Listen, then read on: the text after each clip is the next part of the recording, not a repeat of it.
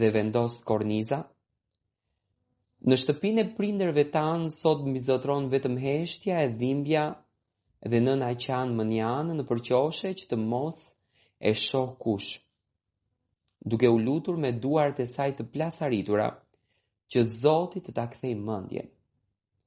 Ndërsa baba i ri me nduart e vatra o gjakut, me sy të mbyllur duke pirë duhanin që po i merr frymën e duke e tretur nga turpi e pikëllimi. Prindërit tanë po vdesin çdo ditë nga pak. Po vdesin sepse po e shohin me sytë e tyre se si dy fëmijët e tyre, gjak nga gjaku i tyre, sot janë bërë më të huaj se sa rruga. Ajo do ku dikur ushtonte. Përshëndetje të nderuar zonja dhe zotrinj. Ja ku po ritakohemi sërish me mua Tirona Lilin për të ndarë letrën të radhës, një letër goxha të dhimbshme, një letër goxha të ndjerë dhe një letër e cila më besoni do t'ju përlot të gjithve. Janë fjalët e një motre për vëllain e saj, dikur shumë të lumtur, por që në momentin kur vëllau u martua, gjërat ndryshuan, nusja nuk i do më, nusja nuk i respekton më dhe nusja nuk dëshiron më që motra dhe vllau të kenë afrimitet me njëri tjetrin. I dashur vëlla, nuk e di se ku po të zë kjo letër sot. Nuk e di apo e lexon në dritën e ngrohtë të dhomës tënde, apo do ta dëgjosh në kanalin Rrëfime Jete. Apo nëse thjesht po ja hedh një sy me shpejtësi për ta thyer e për ta hedhur në plehra, siç ke bërë me të gjithë letrat e tjera. Por po të shkruaj me duart që më dridhen, sepse shpirti im nuk mban më. Nuk mund të jetoj me këtë heshtje që po më vret çdo ditë e më shumë. Po të shkruaj me besimin se ti të ka mbetur ende pak nga ideali me të cilin jam rritur pak nga i gjaku që ne e ndajmë së bashku. Si u bëm kështu, o vëlla? Si u bëm dy të huaj që kaloj në rrugës e kthej në kokën me njanë?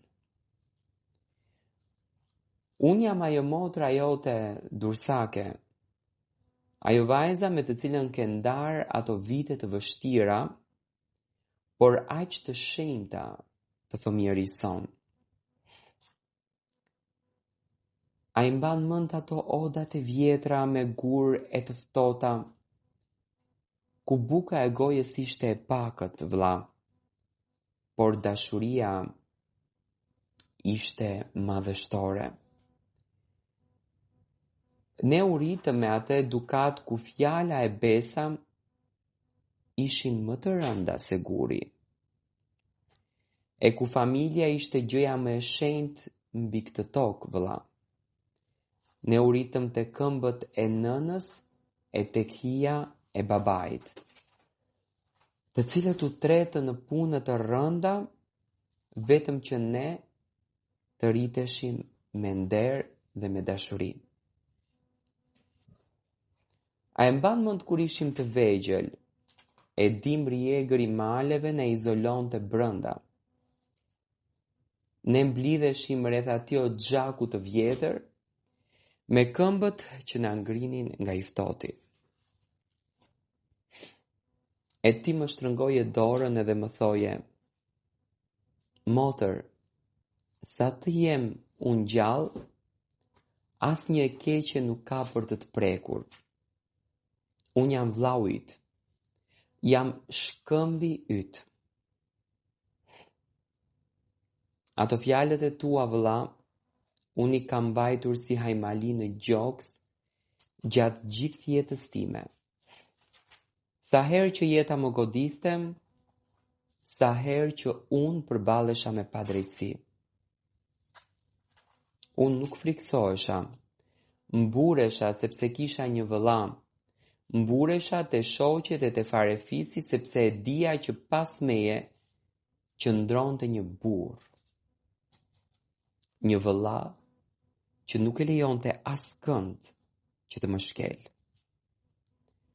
Por të gjitha ato fjalë, të gjitha ato premtime e ai gjak që kemi ndarë, u fshinë brënda një nate.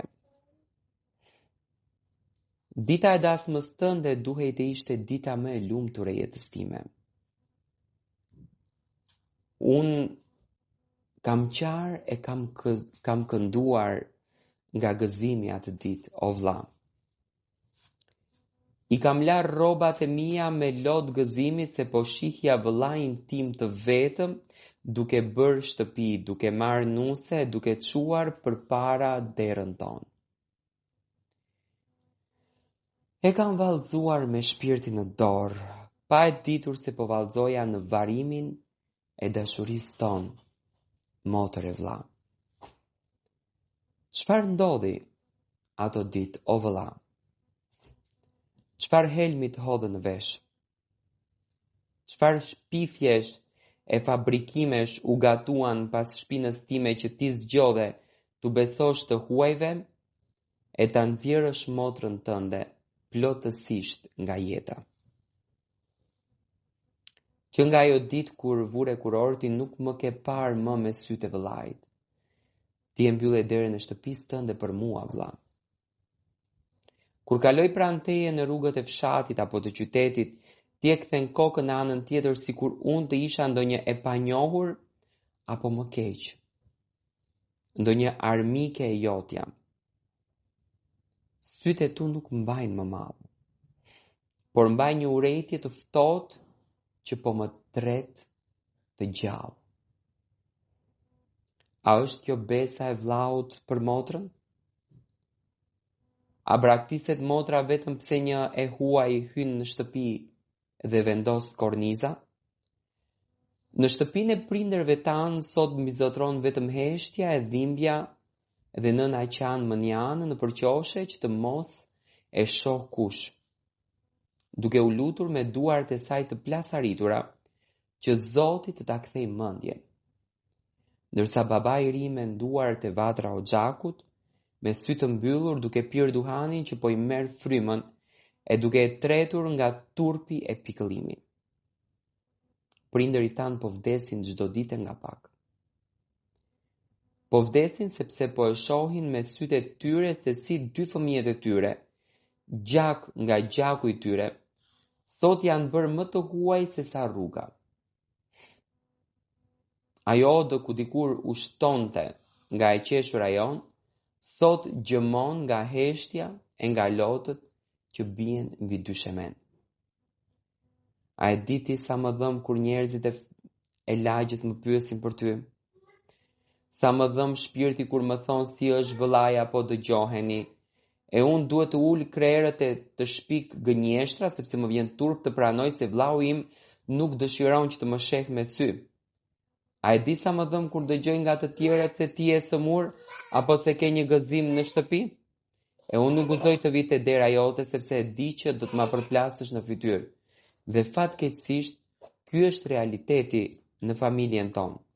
A ka dënim më të madh për një motër shqiptare se sa të jetë e gjallë por e vdekur për vëllain e saj?